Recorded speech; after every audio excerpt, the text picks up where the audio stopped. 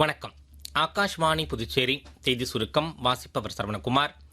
குடியரசுத் தலைவர் திருமதி திரௌபதி முர்மு 5 நாள் அரசுமுறை பயணமாக இமாச்சல பிரதேசம் சிம்லாவிற்கு இன்று வருகை தந்தார்.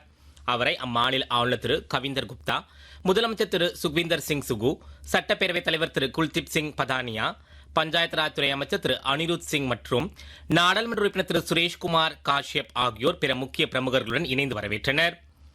பிரதமர் திரு நரேந்திர மோடி இன்று இந்தியா நியூசிலாந்து இடையே கையெழுத்தான சுதந்திர வர்த்தக ஒப்பந்தம் குறித்த மத்திய வர்த்தக மற்றும் தொழில்துறை அமைச்சர் திரு பியூஷ் கோயல் எழுதிய கட்டுரையை பகிர்ந்துள்ளார். சமூக ஊடக பதிவில் அந்த கட்டுரையில் திரு கோயல் இந்தியா நியூசிலாந்து ஏற்றுமதிகள் மீது விதிக்கப்படும் சுங்க வரிகளை நீக்குவது, தொழிலாளர் அடிப்படையிலான துறைகளை ஊக்குவிப்பது, MSME-க்களை வலுப்படுத்துவது குறித்து விரிவாக விளக்கியுள்ளார் என்று பிரதமர் குறிப்பிட்டுள்ளார்.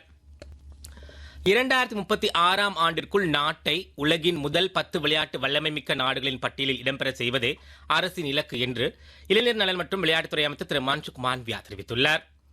CBSE பாடத்திட்டத்தில் 3ஆம் மொழி கற்பது அவசியமாகும் என்ற அறிவிப்பிற்கு புதுச்சேரி மாநிலத்தில் பல்வேறு கட்சித் தலைவர்கள் எதிர்ப்பு தெரிவித்து வருகின்றனர்.